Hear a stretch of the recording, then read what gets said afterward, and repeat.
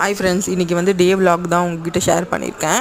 என்னென்னு பார்த்தீங்கன்னா, காலையில் 3 பேருக்குமே டீ போட்டேன். எங்கள் மாமனாருக்கு, எனக்கு, எங்கள் மாமியாருக்கு 3 பேருக்கு. எனக்கு இந்த மாதிரி கப்பில் குடித்தா தான் எனக்கு ரொம்பவே பிடிக்கும். இது வந்து எங்கள் தாத்தாவோட கப்பு. அதனால் எங்கள் வீட்டிலேருந்து எடுத்துகிட்டு வந்துட்டேன் வரும்போதே. அதில் தான் எப்போவுமே டீ குடிப்பேன். எனக்கு அதில் தான் பிடிக்கும்.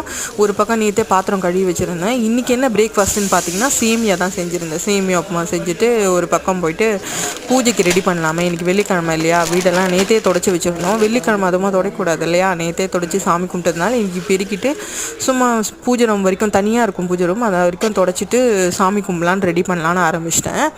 என்னென்னு பார்த்தீங்கன்னா, இங்கே வந்துட்டு ஒரு பக்கம் தாளிச்சிட்டு ஒரு பக்கம் போயிட்டு நேற்றே சாமி கும்பிட்டது அப்படியே தான் இருந்துச்சு. ஏன்னா நேற்று போட்ட பூவுமே வாடலை அப்படியே தான் இருந்தது. இருந்தாலுமே அதெல்லாம் க்ளீன் பண்ணிவிட்டு வேறு ஒரு பூ முல்லைப்பூ தான் இன்றைக்கி கட்டியிருந்தேன். அதை தான் வந்துட்டு இன்றைக்கி நான் போட போகிறேன். அதுக்கப்புறம் வந்துட்டு சரி க்ளீன் பண்ணலாமே அப்படின்னு சொல்லிட்டு ஒன்று ஒன்றா பார்த்துட்டு ஒரு பக்கம் போய் லஞ்சுக்குமே ரெடி பண்ண ஆரம்பிச்சிட்டேன். என்னென்னு பார்த்தீங்கன்னா, சாதம் வடிக்கிறதுக்காக ஒரு பக்கம் வச்சுருக்கேன். அதுக்கப்புறம் வந்து புளிச்சக்கீரை தான் இன்றைக்கி நான் இது பண்ண போகிறேன். இது ஒரு பக்கம் மாவுமே காலையிலே ஊற போட்டதுனால ஒரு பக்கம் போட்டுட்டேன். நான் 3 பாத்திரமாக எடுப்பேன் மாவு. ஏன்னா வந்துட்டு பாப்பா இருக்கிறதுனால நாங்கள் மொத்தமாக அரைச்சி வச்சுப்போம். ஒரு வாரம் வரைக்கும் வர மாதிரி மாவு அரைச்சி வச்சுக்குவோம். அதுக்கு தான் 3 பாத்திரமாக எடுத்துக்குவேன். அதில் வந்துட்டு இட்லி மாவு, தோசை மாவும் தனித்தனியாக அரைச்சி வச்சுக்குவோம். வீட்லேயே தான் அரைப்பேன். நான் வெளியும் வாங்க மாட்டேன் மாவு, அதனால தான் வீட்லேயே அரைச்சிக்கிறது. அது பக்கம் மாவு ஒரு பக்கம் அரைச்சிட்டு ஒரு பக்கம் சாதம் வடிக்கிறதுக்கு இதுவுமே பண்ணிவிட்டு ஒரு பக்கம் பூலாம் எடுத்துகிட்டு புது பூ போடலாம் அப்படின்னு சொல்லிட்டு க்ளீன் பண்ணிகிட்டு இருந்தேன். அதுக்கு தான் அப்புறம் வந்துட்டு இதெல்லாம் பண்ணிவிட்டு வாசலையுமே பெருக்கி தண்ணி தெளித்து நல்லா கழுவி விட்டுட்டேன். அதுக்கப்புறம் நல்லா கழுவி விட்டுட்டு ஒரு பக்கம் வந்து சரி சாமிக்கு பூ வைக்கலாம்னு சொல்லிட்டு நேற்றே முல்லைப்பூ கட்டி வச்சுருந்தேன். ஏன்னா வந்துட்டு நம்ம அன்னன்னைக்கு கட்டும்போது ரொம்ப கஷ்டமாக இருக்கும். முந்தின நாளே வாங்கி நம்ம கட்டினோன்னா ரொம்ப ஈஸியாக இருக்கும். அதுவுமே ஒரு பக்கம் வந்துட்டு கட்டிகிட்டே இருந்தேன்.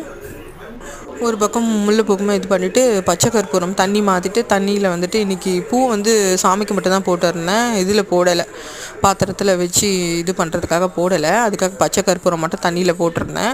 ஒரு பக்கம் எல்லாமே ரெடி பண்ணிவிட்டு பூவுமே சாமிக்கெலாம் போட்டு விளக்குமே ஏற்றியாச்சு. ஊதவத்தி எல்லாமே ஏற்றிட்டு தூபதி பாராதனை எல்லாமே பண்ணியாச்சு சாமிக்கு இன்றைக்கி.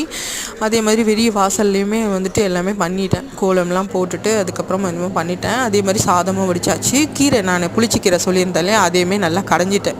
ஏன்னா எப்போயுமே மிக்சியில் அரைப்பேன். இன்றைக்கின்னு பார்த்துட்டு சரி கையிலே கடையலாமே அப்படின்னு சொல்லிட்டு கையிலே கடைஞ்சிருந்து அதுக்கப்புறமா வந்து தாளிச்சிட்டு ஒரு பக்கமாக உட்காந்துட்டு என் பொண்ணுக்கு வந்து ஸ்கூல் ஆரம்பிக்குது இல்லையா, அதுக்கு வந்துட்டு அட்டை போட்டிருந்தேன். அதுக்கப்புறம் நடுவில் வந்து வெளியே வந்துட்டு இது வந்திருந்தது, கடை வந்திருந்தது. இந்த இதெல்லாம் விற்பாங்க இல்லையா, அதில் வந்து மேட் 4 ஒரு மேட்டு வாங்கினேன், புது மேட்டாக.